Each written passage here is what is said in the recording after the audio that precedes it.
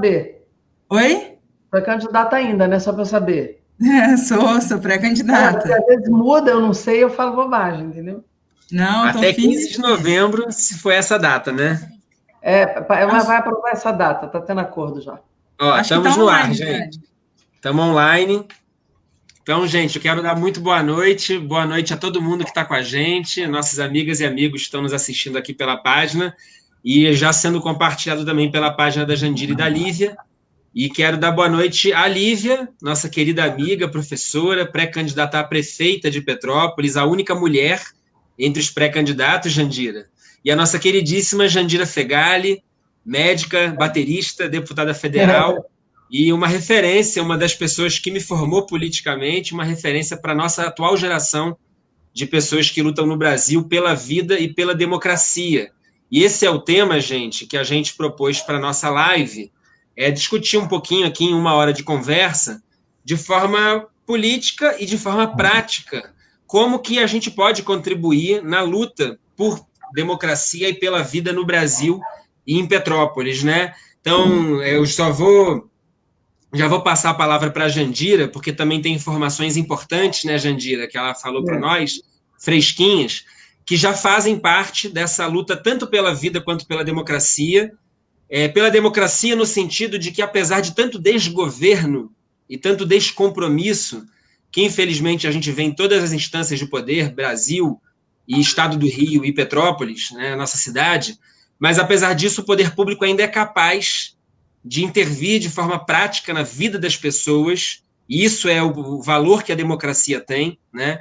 E produzir vitórias concretas, como, por exemplo, o auxílio emergencial, que a Jandira foi fundamental há algumas semanas, há cerca de 2 meses atrás, para conquistar, e que até hoje é preciso muita pressão para que as pessoas realmente recebam, e também a Lei Aldir Blanc, que é o auxílio emergencial para os trabalhadores e as trabalhadoras da cultura, que uma lei que foi aprovada nessa última semana, que teve a Jandira Fegali como relatora e que agora acabou de ter a sanção. Conta um pouquinho para a gente, Jandira, sobre a Lei Aldir Blanc, essa sanção de hoje e a relação que isso tem, né, com a democracia, com a vida das pessoas. Boa noite, querida, bem-vinda. Boa noite, Lívia, boa noite, Daniel. Nossa candidata, aliás, pré-candidata à Prefeitura aí de Petrópolis. Um prazer enorme ver uma mulher aí assumindo o comando, assumindo o protagonismo. Principalmente nessa área, né, Lívia? A educação é uma área tão estratégica, tão fundamental, e é co-irmã da cultura, da arte, da liberdade na comunicação, da liberdade de ensinar, de aprender. Então, a educação é uma questão estratégica, fundamental. E o Daniel, que foi presidente da Uni, aliás, uma das grandes gestões da Uni foi a gestão do Daniel, que eu tenho maior carinho, maior admiração, Daniel, por você, e sei o quanto você valoriza a pauta da educação de qualidade, a educação pública, né, sem deixar de lado as lutas do ensino privado, que são muitas, né? Tem muita maldade também, né, que ocorre com os estudantes e com os professores do ensino privado e que precisam ser protegidos, né, pelas entidades e pela luta que vocês desenvolvem. Mas valorizar muito a escola pública, a universidade pública, que nesse momento, inclusive, de pandemia, tem dado exemplos incríveis, né? Não só de um voluntariado incrível, como de produção de materiais, de equipamento de proteção individual. Agora, a Unifesp em São Paulo, junto com a Fiocruz, estão fazendo convênio para trazer a vacina de Oxford para o Brasil, do coronavírus, cuja perspectiva é chegar em dezembro. Agora, né, a gente estava esperando só para 2021, mas esse é um trabalho das nossas instituições públicas, né? A Fiocruz, a Unifesp, né, que independem desse governo, né? Que se dependesse desse governo, já teria morrido a população inteira. Porque o comportamento desse governo político, né, de orfandade política, de orfandade econômica e de orfandade sanitária é absurdo, né? Por isso que você pergunta, Daniel, do auxílio emergencial. O auxílio emergencial tem uma relação direta com a defesa da vida.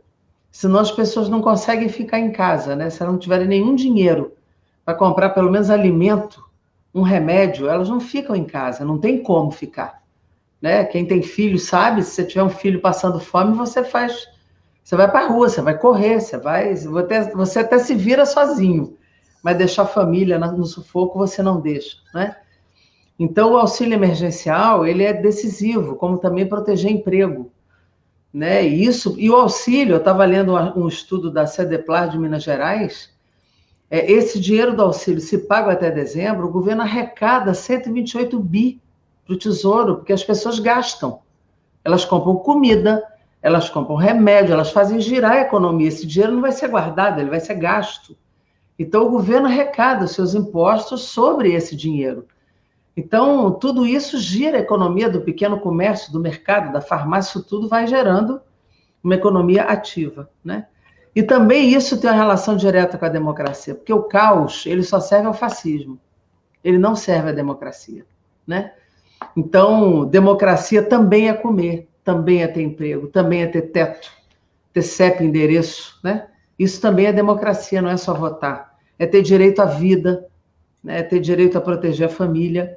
Isso tudo é uma relação, está tudo muito ligado, né? E quando a gente fez a lei Aldir Blanc para a cultura, também foi olhando para isso, porque é uma área de atividade econômica que tem um impacto muito potente, porque a área da atividade econômica que primeiro parou, porque não teve nenhum decreto que deixou teatro, cinema, bar, restaurante funcionando, né? Mesmo o fluxo da rua, onde a arte de rua acontece, a roda de samba acontece, a roda de rima acontece, tanto a arte de rua, os circos, os teatros, os cinemas, bares, restaurantes, isso tudo parou. E para quem está no palco, para quem está na infra também. Para o técnico de som, para quem está na coxia do teatro, para quem está no backstage do show, né? Para quem está no set de gravação, o iluminador, todo mundo para. Então, e a tendência é que ele seja o último setor a voltar, porque mesmo que o teatro abra, vai voltar assim, 30% de ocupação, 10% de ocupação, isso tudo é muito difícil. Então, um setor que precisava ter socorro, como no mundo inteiro teve. A França deu um subsídio até junho do ano que vem para o pessoal da arte e da cultura, né? Para os museus, para os artistas, para os produtores e tal. E essa lei que a gente construiu olhando o Brasil, falando com o Brasil inteiro, foi um processo muito bonito, muito rico, que está em construção até agora, né? Essa lei, acabei de ter a notícia do ministro do Turismo, onde está a cultura neste governo, me dizendo que acabou de sair do Palácio do Planalto e que ela acabou de ser sancionada 100%. Eles só vetaram o veto de 15 dias para descentralizar o dinheiro, argumentando que são 5 mil municípios e talvez não dê para cumprir o prazo e tal. Então, eu estou dando em primeira mão aqui a notícia, né, que acabei de saber da sanção da lei, e agora tem que editar a MP dos 3 bilhões, que é o valor da lei, para distribuir o dinheiro pelos estados e municípios. Eu estou bem feliz assim, com essa sanção da lei, que coroa um trabalho muito grande. A lei tem um sentido emergencial, mas ela também tem um sentido estratégico, sabe, Lívia, Daniel? Porque ela apostou no Sistema Nacional de Cultura, em descentralizar os estados e municípios, a dar protagonismo aos entes federados, a valorizar a diversidade de cada cidade, de cada estado, que vai valorizar o artista, o espaço, o edital de fomento de acordo com a realidade de cada lugar. E isso é muito importante. Na elaboração da lei, a gente conversou com esse Brasil profundo aí, né? Falei com o artesão do Pará, falei com o Pão de Cultura do Rio Grande do Sul, falei com o pessoal do São João, que está parado também, né, que não conseguiu fazer o São João na rua no Nordeste. Falei com produtores, microempresários de produção teatral, ou seja, todo mundo entrou, gestores estaduais, municipais, prefeitos, governadores, entrou todo mundo no debate, e a gente fez uma unidade nacional em torno do texto que eu apresentei ao final. E conseguimos o acordo de todo mundo, inclusive dos líderes do governo, de não vetar. E me parece que deu certo, né, pelo que eu estou vendo na notícia de hoje. É isso. Sim. A Jandira fala, Lívia, um pouco desse processo, e a gente tem a ideia de que isso é uma combinação, em primeiro lugar, de muito diálogo, de muita capacidade de diálogo, né?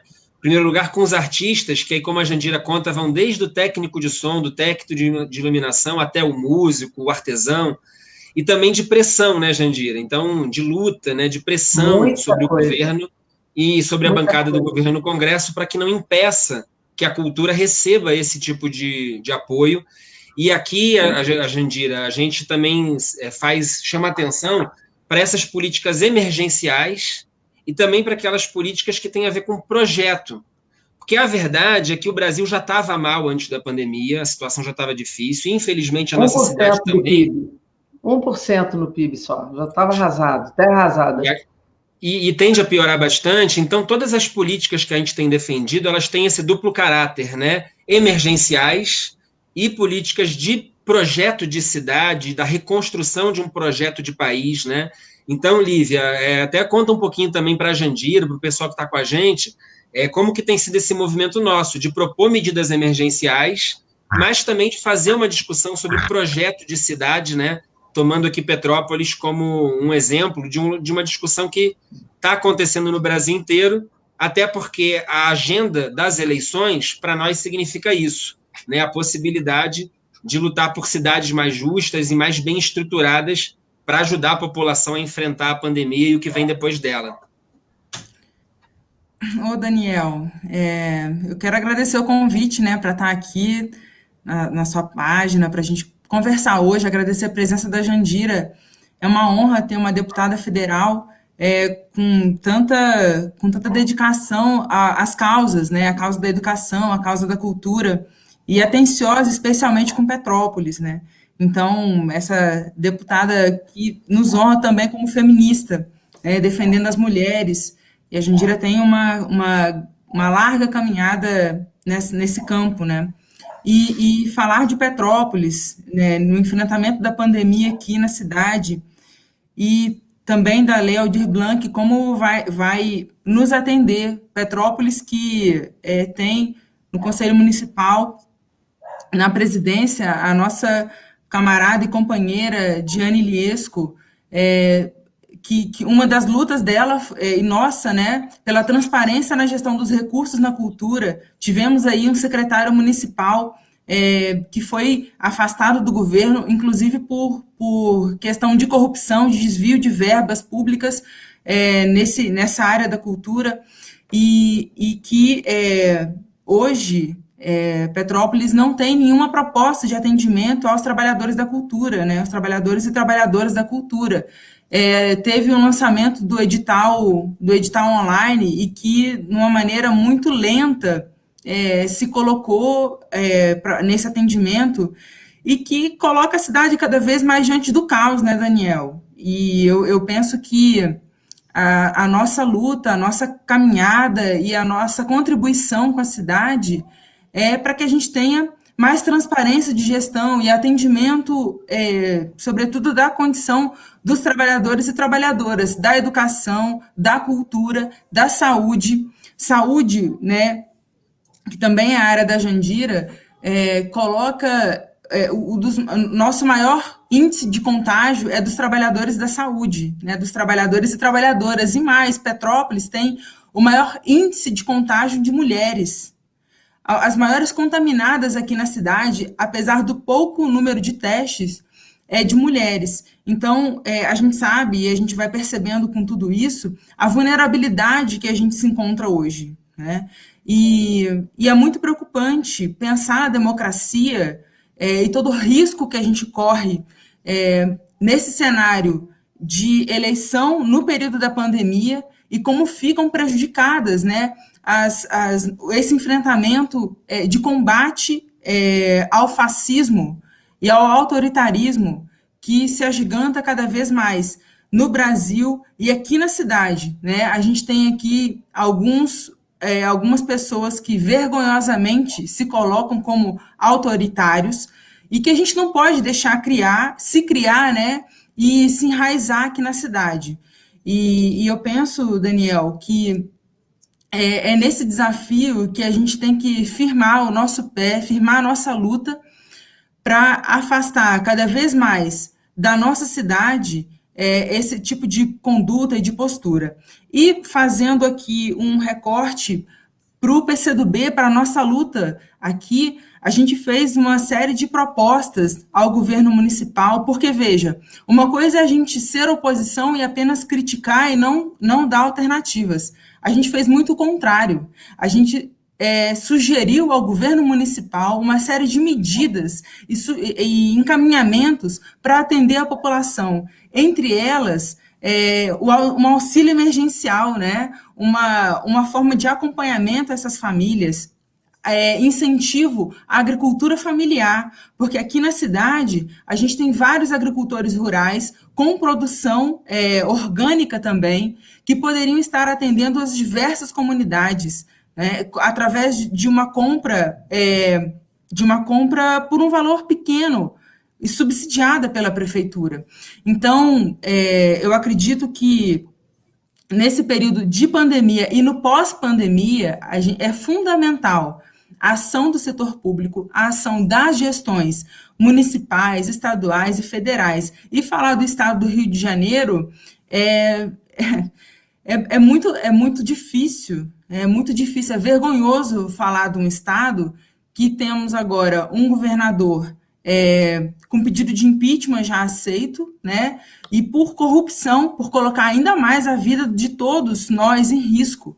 Então, se a gente já tem uma trajetória de racismo, de preconceito e de violência, isso fica agravado com eleição de pessoas autoritárias e que se usam, né, que usam do poder para colocar cada vez mais a nossa vida em risco, sabe, Daniel? Eu acho que, de forma alguma, a gente pode permitir esse tipo de governo, esse tipo de atitude, né, e de conduta dentro do nosso país, dentro do estado do Rio de Janeiro e aqui na cidade de Petrópolis. Então, eu acredito que as nossas pré-candidaturas, que são muitas, e temos muitas mulheres também na nossa pré-chapa de futuros, né, candidatos e candidatas à vereança, e temos a única pré-candidatura de mulher na cidade. E eu acho que isso é um motivo de muito orgulho para a gente e que as futuras gerações participem cada vez mais da vida política. E daqui a pouquinho eu falo um pouco mais sobre isso, né, sobre a participação política, mas eu passo a palavra para você de novo, Daniel, para nos conduzir aí nessa conversa. Legal, Lívia e Jandira. Eu queria colocar uma questão que deve preocupar muita gente que está nos assistindo. Eu acho que é uma coisa importante da gente ouvir também a Jandira, para devolver um pouco a palavra a ela, que é um pouco de como que o poder público, que muitas vezes é percebido como tão distante pela maior parte da população, de fato tem possibilidades de influenciar nas soluções concretas da vida das cidades. Porque a gente vê a nível federal, Jandira, primeiro o governo Bolsonaro querendo pagar R$200, essa era a proposta do Paulo Guedes, né, e agora quer diminuir para R$300 a continuação do auxílio emergencial, que não foi emergencial para a maior parte, ou para cerca de metade das pessoas que o solicitaram. Então, a gente já vê como que, a nível federal, é super difícil produzir esse tipo de solução para o nosso país.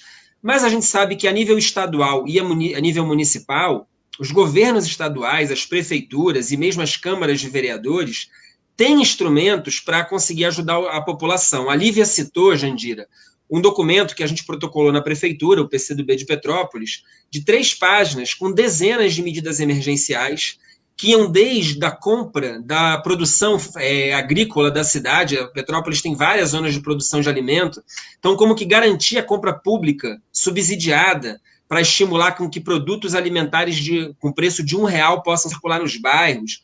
Enfim, toda uma consequência positiva para o consumo das famílias, que passa fome, que tem dificuldade de renda, de manutenção do emprego, e também de gerar apoio para essa indústria agrícola, né, familiar, da pequena agricultura da cidade, como outras propostas também, até isso que a Lívia falou, uma complementação de renda, um auxílio emergencial municipal.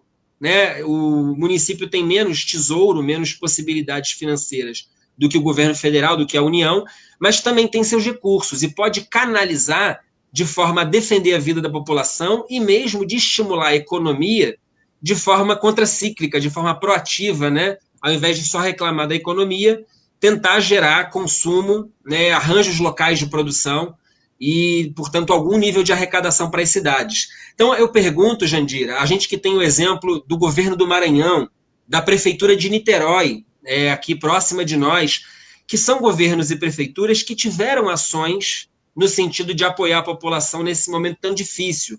Então, a pergunta é, Jandira, faltam instrumentos para os governos estaduais, municipais e mesmo para o governo federal, ou falta vontade política e compromisso, porque municípios e governos estaduais são capazes de transferir renda, gerar crédito, defender empregos, empresas e principalmente o povo trabalhador. Conta um pouquinho para a gente, Jandira, de como você enxerga que o poder público, executivo e legislativo pode fazer a diferença na vida das pessoas nas cidades. Não, olha, várias cidades fizeram seus auxílios, né? Eu pego o exemplo aqui de Niterói.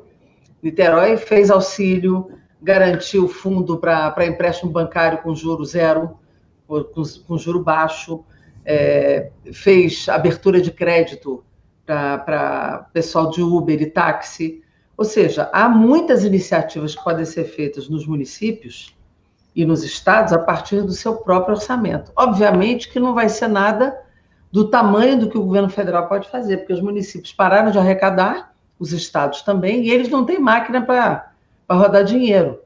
Então, obviamente, que quem garante fundamentalmente as ações de maior volume, de maior dimensão, tem que ser o governo federal, né? Inclusive, nós aprovamos projetos e orçamentos para a distribuição dos estados e municípios, né? No entanto, os municípios e os estados, muitos municípios brasileiros e estados estão cumprindo a sua parte também, porque é mais rápida, é mais ágil, né? Porque conhece a realidade. Então, nesse momento em que as pessoas estão em grandes dificuldades, as cidades têm que agir, e a Câmara de Vereadores também, né? Se não está fazendo, está errado, tem que fazer, né? Para tentar ajudar de forma mais ágil e complementar, inclusive, né? Porque existe R$600 possível no governo federal, mas isso é bem abaixo do salário mínimo, né? Então, a complementação dentro das cidades e dos estados é bastante importante, né? Para fazer. Obviamente, dentro de limites, pelo que eu disse, os estados e municípios estão numa situação mais difícil pela perda de arrecadação, mas é fundamental que eles participem desse processo de ajuda, de auxílio, de complementação e de solidariedade, de estimular. Acho que o Estado não é problema de solidariedade, é papel da política. Mas as pessoas estão se virando muito sozinhas, né? Eu tenho visto redes de solidariedade incríveis acontecendo, né? Nas favelas, nos bairros, nas cidades. As pessoas estão dividindo um pouco o que tem. Como é que o poder público não vai fazer isso, né? Se as pessoas estão dividindo o seu quilo de feijão, o poder público também tem que dar prioridade a esse auxílio nesse momento. Há uma população que tem risco de perder a sua própria vida, então não dá para deixar se ser indiferente ao processo e não ter uma política desenvolvida na própria cidade, né? Em contrapartida, Lívia, aqui em Petrópolis, a gente vive uma Câmara de Vereadores que foi, Jandira, uma Câmara mais terrível desde que eu sou aqui um cidadão e sujeito participativo da política da cidade, desde os meus 15 anos. Essa, sem dúvida, é a Câmara que mais chocou a população, com, inclusive, metade da Câmara afastada por desvio de corrupção, e 5 desses 7 voltaram e hoje ocupam as cadeiras na Câmara.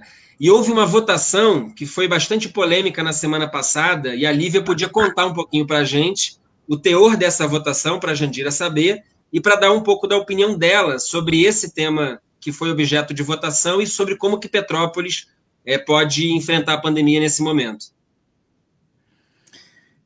Pois é, Daniel. A Câmara de Vereadores, como você falou, com uma atuação vergonhosa nos últimos 4 anos, com apenas... se a gente chegar ali e perguntar, né, e pedir a carteira de trabalho das pessoas que estão ali, talvez 2 ou 3 vão apresentar a carteira de trabalho, com um registro, né? Por quê? Porque muitos que estão ali são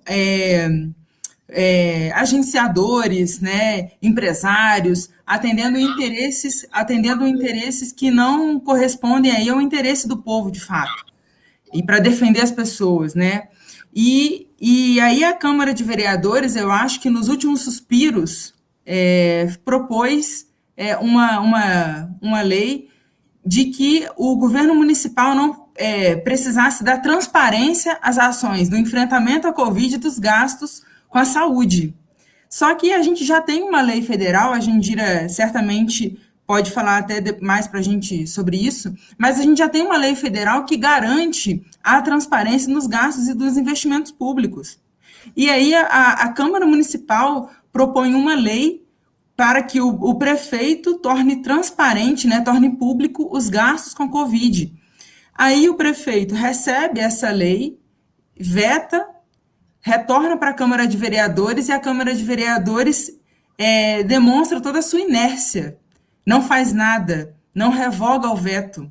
E aí, de modo que o prefeito, segundo a Câmara Municipal, está desobrigado a ser transparente nas suas ações de enfrentamento à Covid. E a gente sabe que a gente está no período de suspensão das licitações, né, por conta da situação emergencial. Então, Daniel, eu acho que comprova para a gente, né, e para todas as pessoas que acompanham, que estão atentas à vida política da cidade, porque tem muita gente que, de fato, não acompanha, não é, e que só acompanha de 4 em 4 anos ou de 2 em 2 anos no período eleitoral, olha para a Câmara de Vereadores, olha para a Câmara dos Deputados, olha para o Senado e olha para a presidência e olha para os governos, né, estaduais, como se fossem pessoas que só aparecem de 2 em 2 anos ou de 4 em 4, e muito pelo contrário, a nossa política é cotidiana, a gente está, no nosso exercício como cidadão e como pessoa política, cotidianamente, todos os dias, a gente participa dos conselhos municipais e acompanha os gastos e as despesas públicas. E aí, Daniel, eu penso que o enfrentamento à Covid e o pós-pandemia, ele torna cada vez mais urgente a transparência. A Lumena está aí comentando, né? Transparência já. Exatamente, Lumena. Cada vez mais a transparência é um adjetivo, e aí eu coloco, sim, como uma transparência de gestão, né? É um adjetivo cada vez mais urgente, necessário em todas as gestões. E aí eu digo a você, e eu compartilho aqui também com a Jandira, algumas opiniões nossas em relação ao enfrentamento da Covid, como Petrópolis pode utilizar, né, fazer o uso da economia para defender a vida das pessoas. Não existe, e é importante que fique claro para todo mundo, né, não existe esse binômio entre vida e economia. A única coisa que existe é a utilização da economia para garantir a vida. E por isso defender a vida é tão urgente, é necessário, né? Não existe outra prioridade que não seja a vida das pessoas. E Petrópolis, com seu grande potencial têxtil, poderia estar nesse momento produzindo equipamento de proteção individual para toda a cidade, para todo o estado. E aí eu arrisco a dizer para o Brasil inteiro, Petrópolis pode ser referência na produção de equipamento de proteção individual. E, vergonhosamente, o que o governo municipal fez? Ele abriu um processo de convocação para a produção desse material e, através de uma empresa, que essa empresa contrata costureiras, né, e pessoas desse setor para trabalhar de uma maneira precarizada. Então, reforçando ainda mais a visão de precarização do trabalho. E eu penso que a gente, como sindicalista e como defensor dos trabalhadores e trabalhadoras de todas as áreas, porque quando a gente defende trabalhador, a gente está defendendo uma classe inteira. E a Jandira tem uma frase que é o seguinte: a gente precisa ter lado. Em todas as situações, nós precisamos ter lado. E o PCdoB tem lado, que é o lado dos trabalhadores e trabalhadoras, que é o lado das pessoas que são os oprimidos diante desse sistema capitalista. E é por isso, Daniel, que eu acho que esse período de pré-campanha, esse período eleitoral que se aproxima, é fundamental que as conversas e que os diálogos surjam através de propostas, né? E que a gente possa combater todo tipo de manifestação violenta, de fake news, né? E eu acho que a gente precisa também trazer isso para o cenário do debate, do diálogo, porque só com transparência, e eu digo transparência de gestão, transparência na condução de cada pessoa política, né, e de cada um que procure aí a melhor forma de contribuir com uma construção política na cidade, mas que enfrente as desigualdades, que enfrente as injustiças, porque não é esse o país e a cidade que a gente quer. O país que reforça a desigualdade, não é uma Petrópolis que reforce aí a homofobia, muito pelo contrário, a gente quer o combate, o enfrentamento a todo tipo de violência, de opressão, e que a gente possa utilizar também da economia para defender a vida, para defender o emprego das pessoas, porque isso que eu falei, e eu vou encerrar minha fala aqui, né? Isso que eu falei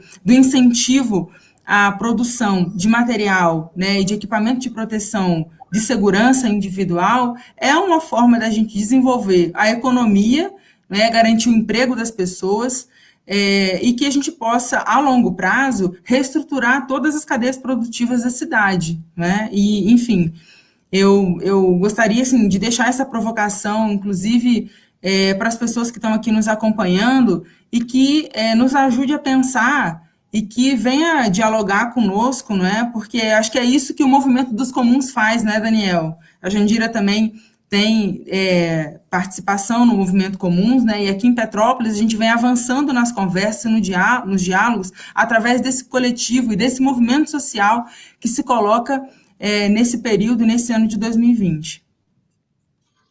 É isso aí, Lívia. Vou fazer um comentário aqui, gente. Como a gente está chegando à metade da nossa live, meia hora de conversa já passa super rápido quando o assunto é bom e quando a gente tem gente boa conosco, como a Jandira e a Lívia. Mas pedindo para o pessoal compartilhar essa live, porque a gente precisa vencer os algoritmos e a gente sabe que, infelizmente, o pessoal das fake news sabe trabalhar bem. Então, nesse momento de isolamento social, né, de distanciamento físico, a gente precisa superar essas barreiras para que as nossas ideias alcancem mais gente, para que a gente possa mobilizar as pessoas em torno do diálogo e da informação, do conhecimento, que é o que pode derrotar as fake news e o gabinete do ódio. E cumprimentar muita gente boa que está conosco, a Carlinha, Ricardo, que foi do Centro Acadêmico de Ciências Sociais comigo lá na FRJ, Estevão, a moçada da JS, o Cleiton, o Gui, Vanberto, Eli, Sidney, muita gente que está conosco também no Movimento Comuns em Petrópolis, o Pedrinho, que é a nossa liderança da cultura, também conselheiro de cultura, a Didi, que a Lívia já falou. A gente pede o pessoal ajudar compartilhando, gente, né, nas suas páginas, nos seus perfis, essa nossa live. E aí eu queria, tem dois assuntos, vou, claro, um de cada vez, mas primeiro, Jandira, isso que a Lívia nos pautou, a questão da vida e da economia, como se fossem valores contraditórios, como se fossem coisas diferentes, né? A gente assiste vergonhosamente o presidente do país sendo avaliado no mundo inteiro como a maior tragédia, o governo que menos fez pelo enfrentamento à Covid, em defesa da vida da população, e, ao contrário, o governo que mais estimulou o rompimento do isolamento social. E uma situação que a Jandira, não sei se conhece aqui de Petrópolis, mas ela está atenta a todo o estado do Rio de Janeiro, e ao relaxamento que é promovido nas cidades e que depois a Lívia pode comentar conosco. A gente ainda está num momento alarmante de uma taxa de reprodução do vírus e de contágio em ascensão. O número de mortes, que bateu recorde global, né? Hoje, apesar do Brasil ainda ter menos mortos do que os Estados Unidos, infelizmente, é o país que mais morre gente de Covid por dia, com mais de 1.300 mortes por dia, já bateram 56, 57 mil no Brasil. E em Petrópolis já são 100 óbitos. Eu quero aproveitar esse momento, porque a gente trata desses temas pautado na nossa luta política, mas também é importante a gente sintonizar o nosso coração ao sentimento das pessoas. Eu quero aproveitar para fazer uma homenagem aqui ao Gelsi Correia, que essa semana nos deixou vitimado de Covid. Gelsi Correia pai, tá, gente? Para quem conhece o Gelsi Correia filho, que é o presidente do Conselho Municipal de Educação, e ele foi, Jandira, guerrilheiro da guerrilha do Caparaó contra a ditadura militar, foi preso e torturado, e era uma liderança da democracia na cidade. E, infelizmente, muito cedo, porque a vida, cada vez mais, a gente vive mais tempo, então, né, nesse momento a gente perde o Gelsi pai, nossa solidariedade ao Gelsi filho e família, mas a gente está falando do momento de mortes. E, inacreditavelmente, prefeitos que tinham começado o enfrentamento à Covid seguindo as orientações da OMS e o bom senso, sem subestimar a gravidade da Covid, como fez o presidente, mas, em determinado momento, começaram a orientar um relaxamento e uma retomada das atividades. Aqui em Petrópolis, Jandira, o Movimento Comuns, o PCdoB e vários movimentos sociais, aliados nossos, com quem a gente dialoga, se manifestaram criticamente, tanto quanto aos prazos, o momento, que na nossa opinião não é adequado, mas também aos métodos de pouco diálogo e pouca democracia na tomada de decisões.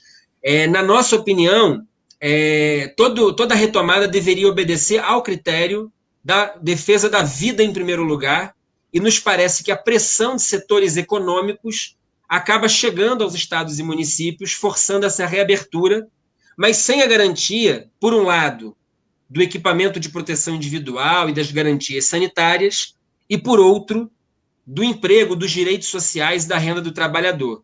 Então, como, Jandira, que a gente consegue enfrentar essa situação das cidades estarem retomando as atividades num momento ainda de alta, né, do número de mortes e da curva de contágio? Como que a gente pode ajudar as pessoas a enfrentar esse momento e conviver, né, criticamente com essa orientação das prefeituras de retomada? Está desligado, Jandira, o microfone. A gente tem duas formas de fazer. A primeira é conscientizar as pessoas, né? Porque não é possível que a vida esteja valendo menos do que uma atividade econômica que pode parar a qualquer momento, porque com a subida da curva vai parar tudo outra vez e para de forma radicalizada. Então, assim, todos os países que fizeram corretamente o isolamento, elas estão saindo para a atividade econômica de forma muito melhor. Estão saindo na frente, estão recuperando essa economia de forma melhor. E com menos perda de vidas. Nesse momento, a vida é fundamental. O PIB você recupera mais na frente. A vida não. A vida perdida foi. Não volta. Agora, uma atividade econômica, com um país potente como o nosso, que tem 1 trilhão e 300 bilhões em caixa, que pode rodar maquininha, que não tem limite hoje de lei de responsabilidade fiscal, meta fiscal, nada, porque tudo foi retirado na proposta de emenda constitucional da chamada PEC de guerra, orçamento de guerra, mesmo a decisão do Supremo, decreto de calamidade. Nós temos que agora salvar as pessoas, e para isso nós temos que gerar consciência, temos que ter o auxílio no bolso das pessoas, as pessoas têm que ter um dinheiro para comprar suas coisas fundamentais e ficar em casa. Quer dizer, óbvio que tem alguns estados e municípios que têm gestores mais conscientes e que dialogam, de fato, com a ciência, com equipes de epidemiologistas, de infectologistas e tal, e que, a depender da descida da curva, vai fazendo uma abertura gradual da sua economia, né? Mas tem lugares como o Rio de Janeiro, por exemplo, foi uma abertura irresponsável, absurda. Vai contaminar e vai morrer gente. E de quem é a responsabilidade disso? Isso é crime. Isso é crime, é matar as pessoas. Então, assim, tem que ter a consciência e tem que ter a ação judicial também. Eu, por exemplo, não fosse aquela decisão judicial de retornar à atividade, né, eu teria feito uma ação na justiça para parar. Se a nota seguinte técnica for de aumento da curva, se não houver uma retração da atividade, nós vamos ter que entrar na justiça para parar. Porque não é possível que a gente veja as pessoas morrendo e nada seja feito, apenas que o lobby do mercado e tal, a gente entende a dificuldade de lojas pequenas e tal. Você veja, micro, pequena empresa, em média, fecharam 600 mil na pandemia. Nós aprovamos uma lei, 1282, que fez um fundo garantidor de bilhões para o governo, para que os bancos pudessem fazer o empréstimo para as micro, pequenas e médias empresas. Até agora, não tem um centavo desse fundo tocado. Por quê? Porque não houve orientação precisa do governo aos bancos, inicialmente públicos, para garantir o empréstimo. Então, as empresas estão fechando, os empregos estão sendo perdidos, porque o governo não age para resolver. E o dinheiro está lá, o fundo garantidor está lá, a lei foi aprovada pelo Congresso Nacional. Então, assim, é uma coisa proposital mesmo, você vê que é planejado para gerar dificuldade, né? Então, a gente precisa entender que vida não se recupera. PIB a gente recupera, né? Mas vida, a gente não retoma. O ente querido, a mãe, o pai, o filho, o irmão, o tio, o avô. Essas pessoas são queridas, elas têm que estar aqui. Então, eu acho que é consciência, pressão e ação judicial. Se precisar, tem que ir para a justiça para evitar que mais pessoas morram. Isso aí, é um momento em que não se pode brincar, porque cada tomada de decisão dessa vai ter uma consequência, que é o número de mortes e contágios, né? Então é algo muito sério, né, que a gente está vivendo. E Lívia, além, claro, dessas medidas emergenciais, isso nos remete ao debate sobre projeto de cidade, né? E o fato é que a gente tem em Petrópolis uma cidade abandonada em termos de projeto. Petrópolis é uma cidade grandiosa, né, com uma importância histórica na economia nacional. A Lívia falava aqui para nós dessa importância de pensar a questão da costura, porque a máscara é uma necessidade em todas as cidades. Mas Petrópolis é uma cidade que tem como marca singular a sua grande rede de costureiras, de facções e de confecções, né, que mobilizaram historicamente os recursos da economia da cidade, mas que há muito tempo está largada. Então, esse abandono que o setor da costura em Petrópolis é muito representativo, mas acontece na cidade em vários setores, ele nos desprepara para enfrentar a pandemia.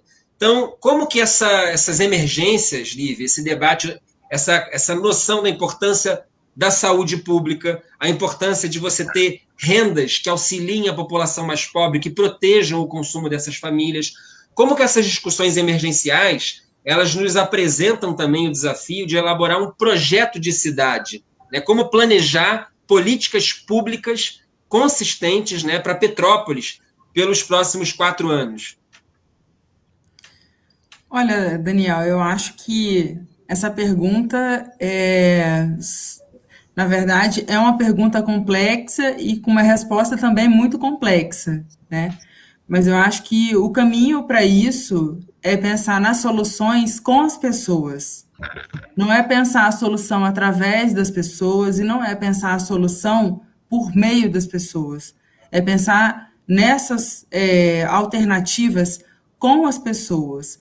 Então, daí a necessidade e a importância do movimento comuns nesse diálogo com todas as pessoas e com as pessoas mais simples, com as pessoas comuns de fato, né, para a gente poder discutir e pensar num projeto de cidade que contemple as áreas que já são produtivas e consolidadas na cidade, como, né, você falou, né, como eu disse agora há pouco sobre a área têxtil, né, das confecções, da costura, mas a gente também tem o setor do turismo, né, a gente também tem o setor tecnológico. Petrópolis tem o computador, o maior computador, né, do mundo, um computador com grande capacidade, né, de tecnológica, e que teve o primeiro mapeamento do vírus, né, aconteceu aqui, através do LNCC, lá com o computador Santos Dumont.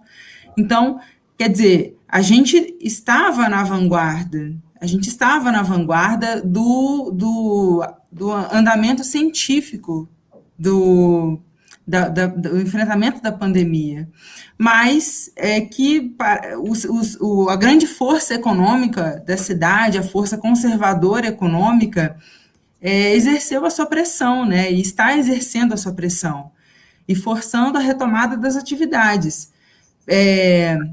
Eu faço aqui uma observação, né, o computador Santos Dumont é o mais desenvolvido da América Latina, para a gente não falar bobagem, né? Então, assim, me corrigindo.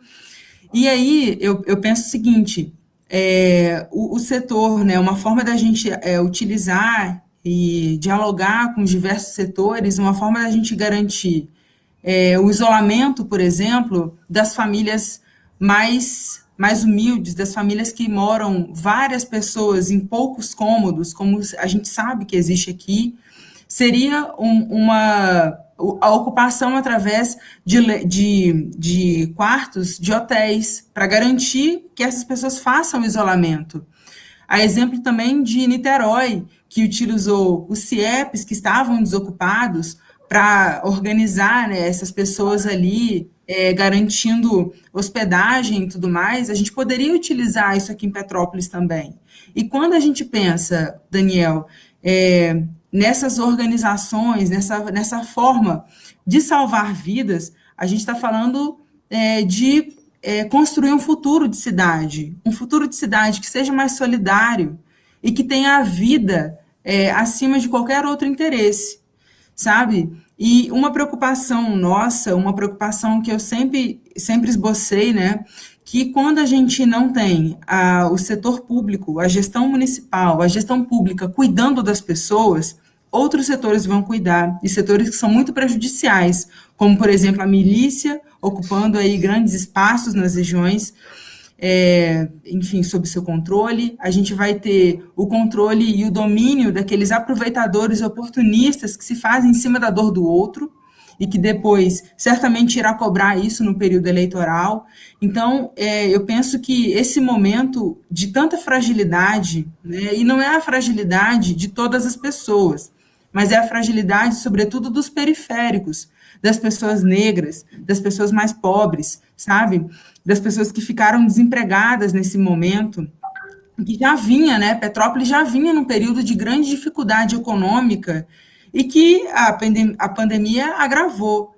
Então, eu penso que é urgente essa convocação para que todas as pessoas participem da vida política da cidade. Quando a gente fala da vida política, a gente está falando da participação do planejamento e de futuro da cidade.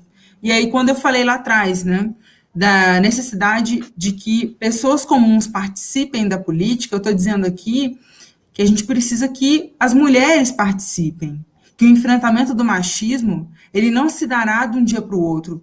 Há muito tempo a gente já vem aí construindo uma sociedade machista, uma sociedade que afasta as mulheres da participação dos espaços de decisão, e que esse combate também vai durar muito tempo, mas que ele precisa se fortalecer e se constituir cada vez mais.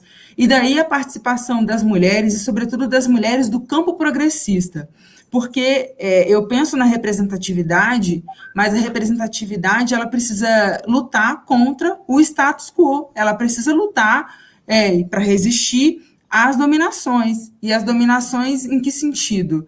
A dominação no sentido de reforçar o machismo, né? Então, daí essa importância da representatividade, né? Da representatividade que, de fato, combata a homofobia, que combata o racismo, que combata o machismo, que combata toda forma de opressão. E é por isso que eu acredito que essa é a única alternativa para a gente pensar uma outra realidade de cidade, uma outra realidade de Estado e de país, que é o momento de solidariedade, né? O momento de união, mas de união progressista, de união na defesa da vida, porque quando a gente perde a vida, não tem mais sentido, né? Não tem mais sentido. A vida é o nosso bem maior, é isso que a gente precisa lutar para defender. E aí, com isso, Lívia, eu chego aqui a esse tema da democracia, né? A Lívia falou muito, Jandira, da participação das pessoas. Estamos aqui vendo o comentário da tia Lili, né? A liderança comunitária lá da Vila Rica, que é uma comunidade lá do 3º Distrito de Petrópolis. Agradecer a participação de muita gente, a Luciana também, que é líder comunitária. Então, eu queria chegar aqui, já faltam uns 13 minutos para a gente acabar, mas entrando, a Luciana rindo ali nos comentários, né? Mas a gente falar um pouquinho da importância das pessoas serem parte da solução, porque a pandemia está acirrando muitas questões e trazendo muitas discussões para lives como essa, para lives infinitas, inclusive, muitas discussões. As fake news, por um lado, mas, por outro lado, oportunidades de diálogo, de aprofundamento e também de conscientização. E nós aqui partilhamos, nós três e muitos dos que estão nos assistindo, não só os camaradas e as camaradas de PCdoB, mas muitas companheiras e companheiros que são do campo da liberdade, da democracia, da opinião crítica, no nosso caso, né, Lívia, como professores, da educação crítica, emancipadora, de qualidade, com compromisso público, né, e que estão do lado também de uma mudança mais profunda de sociedade. Quer dizer, como que as cidades agora conseguem promover mudanças emergenciais, como que a gente luta para manter empregos, direitos, dar soluções concretas, mas como que também que a gente cria um outro paradigma, um outro horizonte para o nosso país, para as nossas cidades. E nós acreditamos que apenas os processos democráticos que mobilizam as comunidades, que mobilizam as categorias de trabalhadoras e trabalhadores, que mobilizam movimentos sociais, como o movimento de combate ao racismo, ao machismo, à LGBTfobia, ou o cultural, sindical, estudantil.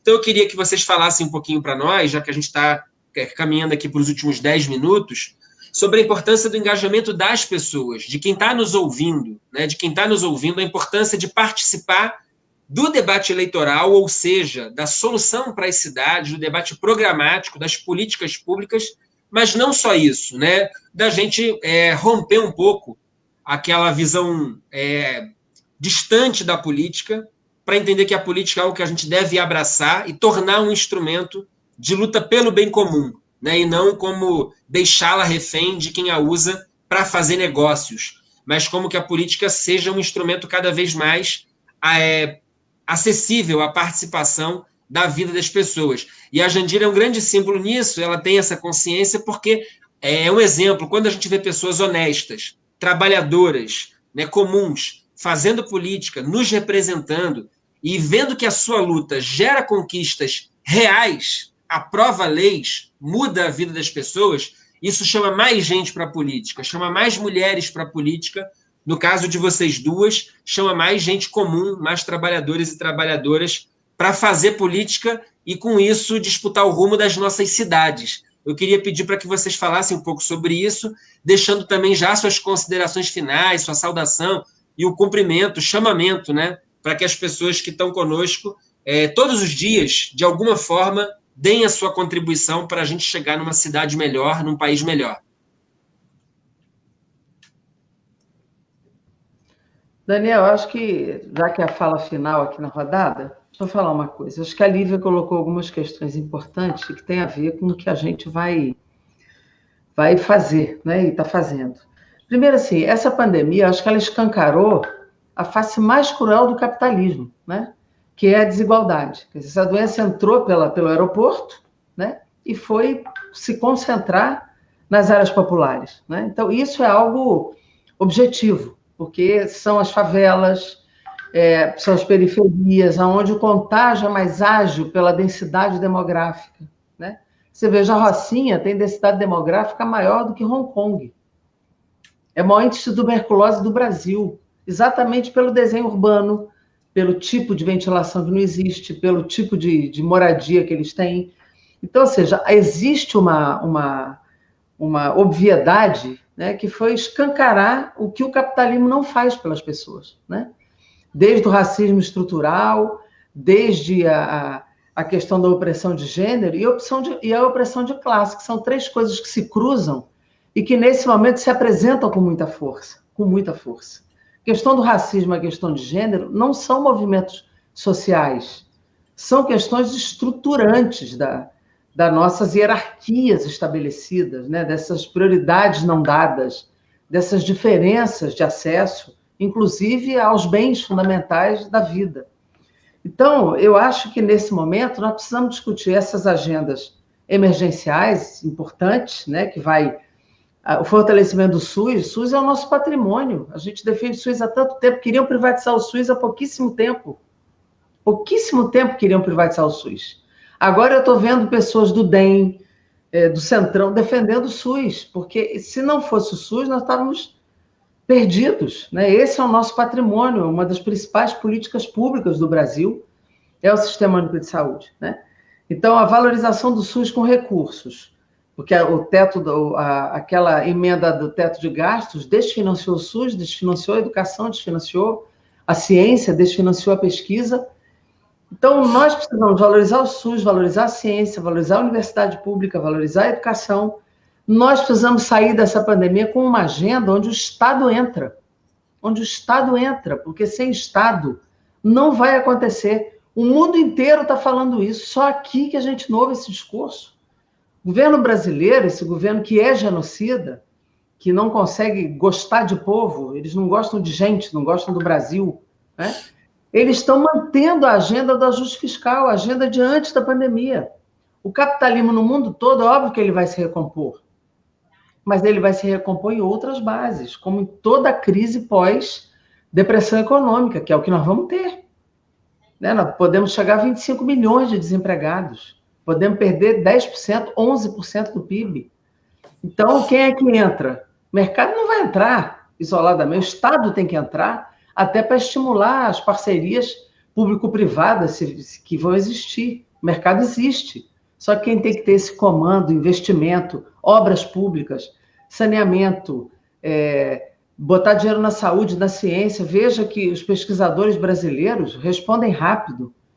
O Parque Fabril brasileiro respondeu rápido, só que respondeu fora de tempo porque não teve política. Como a ciência nossa também não teve recurso. Foi desfinanciada. A pesquisa foi desfinanciada. Agora, como eu falei no início, quem está vendo a vacina com Oxford é Fiocruz e Unifesp, são duas universidades públicas. Então, assim, a gente precisa compreender que sair dessa agenda é sair de uma agenda para uma agenda em que o Estado entra. Não consigo ver Bolsonaro comandando isso. Não consigo, ele não vai fazer essa agenda. Então, é fundamental para o Brasil que a gente enxergue um Brasil em que a gente consiga virar esse comando, virar essa chave. E não é uma questão apenas de discordar do governo, é porque tem crime, né? Tem crime de improbidade na Polícia Federal, tem crime na questão do Queiroz, tem crime na questão da pandemia, tem vários crimes acumulados, por isso nós já assinamos o pedido de impeachment. Nós e outros partidos. Tem mais de 40 pedidos de impeachment já na Câmara, né? Então, nós precisamos acumular força, nós precisamos ter frentes amplas, democratas, né? Nós precisamos ter muita gente para a gente ter maioria política e maioria institucional para fazer o impeachment em cima desses crimes todos, né? Tirar o governo, mudar o governo, para minimamente a gente ter uma agenda que salve o país, que salve o povo brasileiro, que gere emprego, que gere saúde, que gere a redução da vulnerabilidade. Você precisar de outro país para respirar, se eu não conseguir produzir respirador, então nós não podemos esperar mais gente morrer para compreender que nós precisamos investir no complexo econômico e industrial da saúde, na indústria brasileira, no mercado nacional de medicamentos, no mercado público de medicamentos, da produção pública. Nós temos que andar para essa ação em que o Estado entre com força, que é o mundo inteiro está falando isso. E é isso que eles estão fazendo. E nós aqui fazemos discurso de privatizar tudo, de acabar com o banco público, de achar que o SUS não vale, né, de que a ciência, negar a ciência, né, agredir as universidades, ter ministro da Educação que agredia, que saiu fugido. Aí entra o outro que mente o currículo, foi suspensa a posse do ministro, porque mentiu o currículo, né? Ninguém está exigindo dele pós-doc, para que ele foi inventar, né? Inventou e era mentira, não foi para a Alemanha coisa nenhuma, não tem pós-doc, não tem nada disso. Foi suspensa a posse dele, a BIM está investigando o currículo do cara. Então, assim, é um governo que enfrenta a liberdade, que quer censura, as artes não combinam com falta de liberdade. Então, não dá, realmente não dá. E tem muito crime para a gente ir fundo. Acho que tem que ter uma CPI no Congresso, a gente investigar e chegar um momento em que a gente consiga virar essa chave. E, Lívia, você, vá fundo. Tem que ser um projeto bonito para essa cidade, que tenha esses valores de superação da desigualdade, de enfrentamento da opressão, de colocar o dedo naquilo que é fundamental de políticas estruturantes e universalizantes. E é isso que é o teu papel mesmo, ir fundo e ganhar as consciências e os corações aí junto com a nossa chapa aí de pré-candidatos a vereadores. Não é isso, Daniel? Isso aí, gente. Então, para a Lívia, porque faltam poucos minutinhos, a questão, diz a Jandira, Lívia, está no comando da política pública, né? Está no comando dos governos. Então, como que a gente aqui pode dar alento, esperança, caminho, né, soluções para a nossa cidade de Petrópolis, Lívia?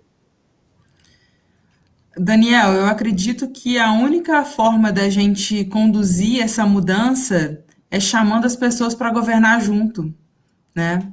Quando a gente coloca as pessoas como prioridade em um governo que seja, né, aliado do povo, aliado das pessoas, e que entenda que a vida é o nosso maior bem, que a gente precisa defender, é aí que a gente vai ter, sim, um governo com os interesses democráticos, né, defendendo cada vez mais os interesses das pessoas e, com isso, a defesa da educação pública digna e de qualidade, valorizando os trabalhadores e trabalhadoras da cidade, os servidores públicos municipais, defendendo também a educação pública, investindo na estratégia de saúde da família, que tantos especialistas falaram que essa era uma grande possibilidade da gente combater essa disseminação da pandemia nos municípios, e entre tantas outras áreas, né? E no enfrentamento, como a Jandira